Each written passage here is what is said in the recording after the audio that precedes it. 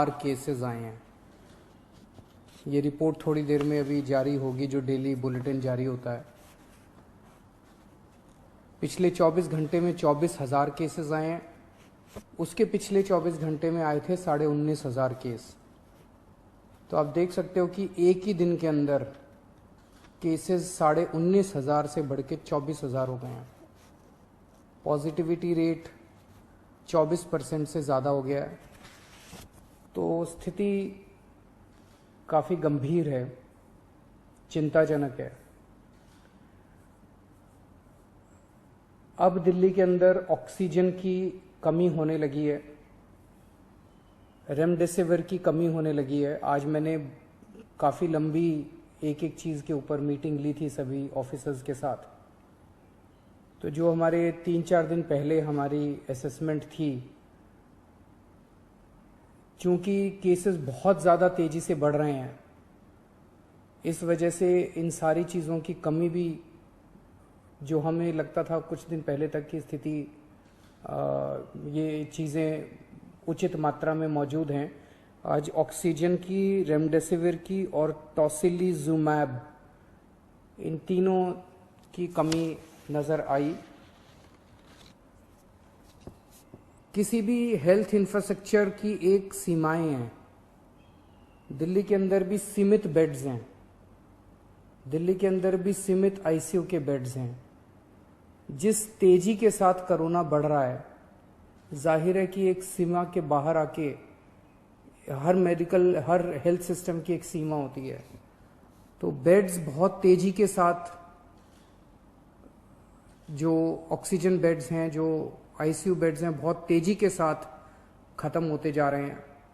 लेकिन आपकी सरकार पूरी कोशिश कर रही है कि बेड्स को और ज़्यादा से ज़्यादा बढ़ाया जाए।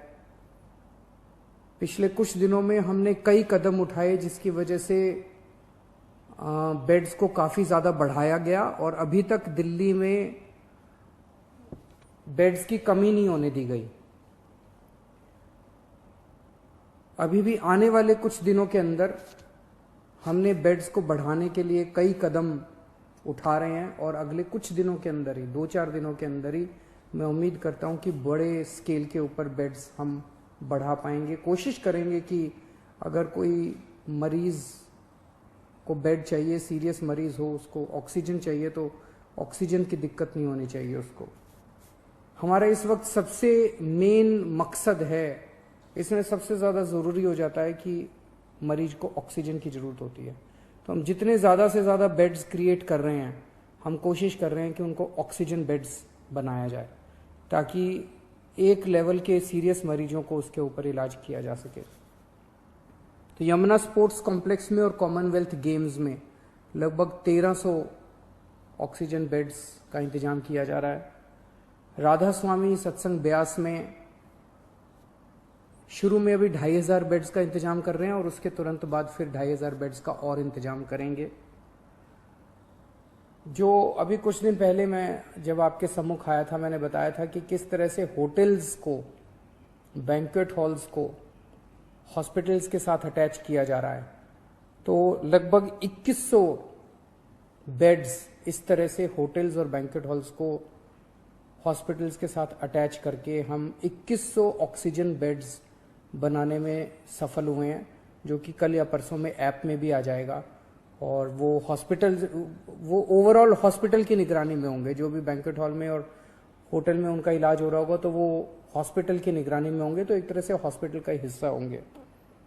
तो इस तरह से लगभग अगले 2-4 दिन के अंदर मैं उम्मीद करता हूं कि 6000 बेड्स और हम इस पूरे सिस्टम के अंदर ऐड करने में सक्षम होंगे।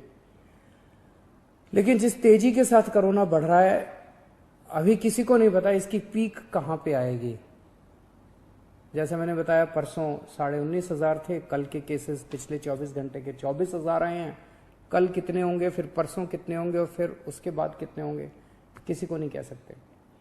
इसीलिए हमें अपनी तैयारियां और बढ़ चढ़ के करनी पड़ेंगी। हम इस वक्त जरा सी भी आलस नहीं कर सकते, जरा सी भी सांस नहीं ले सकते। इस वक्त हमें 24 घंटे मेहनत करके ज़्यादा से ज़्यादा इंतजाम आगे करने पड़ेंगे, ताकि अगर कोरोना इतना हो जाता है तो हम एक कदम कोरोना से आगे होने चाहिए।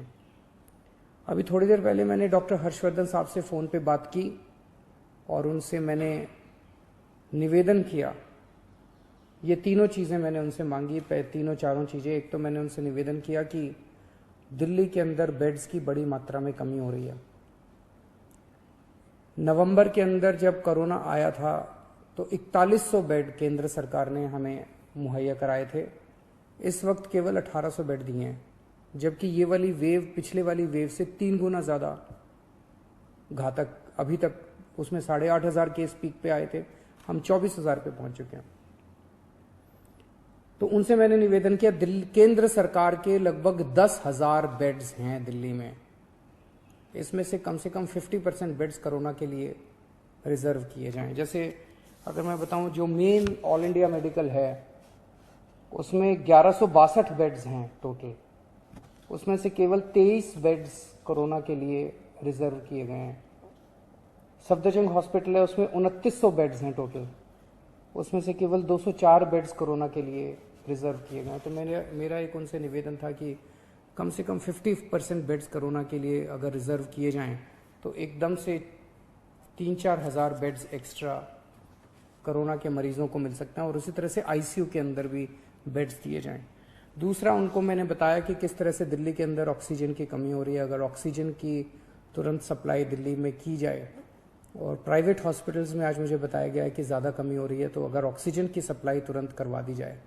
और तीसरा, मैंने उनको बताया कि रेमडेसिविर और टोसिलिजुमैब की काफ़ी किल्लत हो रही है, अगर वो मुहैया कराई जा सके।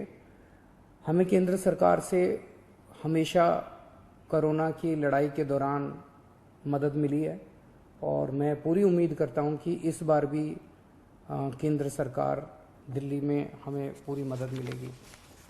ये भी सामने ऐसी खबरें आई हैं कि ये कुछ दवाइयां जिनकी शॉर्टेज हो रही है, इसकी शायद कभी ब्लैक मार्केटिंग ना हो रही हो, होर्डिंग ना हो रही हो।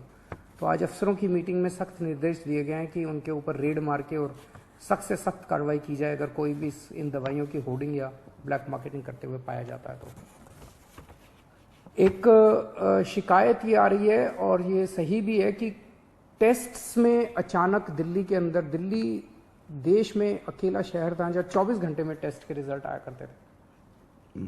पिछले कुछ दिनों से 3-3, 4-4 दिन लग रहे हैं टेस्ट्स में, ये शिकायतें आ रही हैं। और उसका कारण ये है कि कुछ लैब्स ने अपनी कैपेसिटी से ज़्यादा सैंपल उठाने चालू कर दिए हैं।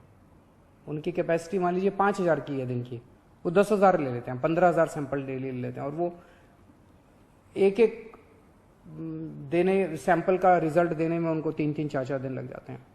इससे नुकसान आप समझिए कि एक सीरियस मरीज, उसने आज सैंपल दिया, उसका रिजल्ट अगर 3 दिन बाद आएगा, 3 दिन के अंदर तो उस व्यक्ति की मौत भी हो सकती है।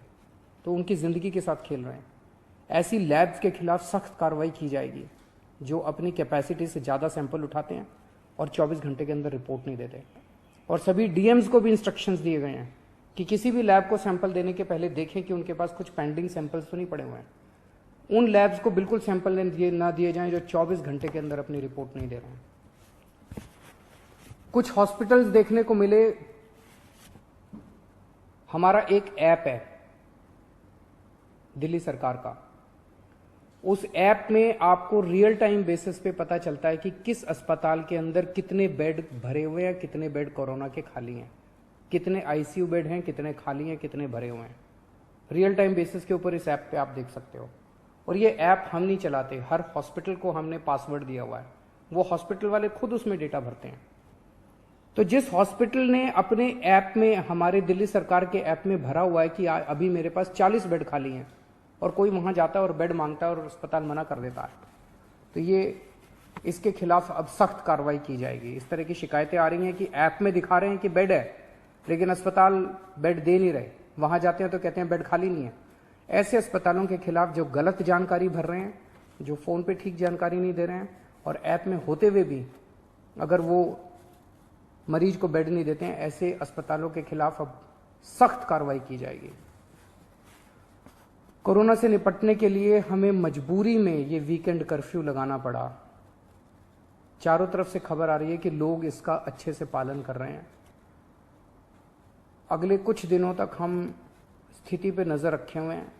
अगर स्थिति और गंभीर होती है और अगर हमें जो भी कदम इसको कंट्रोल करने के लिए, आपकी ज़िंदगी बचाने के लिए, आपकी सुरक्षा के लिए, आपके स्वास्थ्य के लिए जो भी कदम उठाने पड़ेंगे, हम कदम उठाएंगे।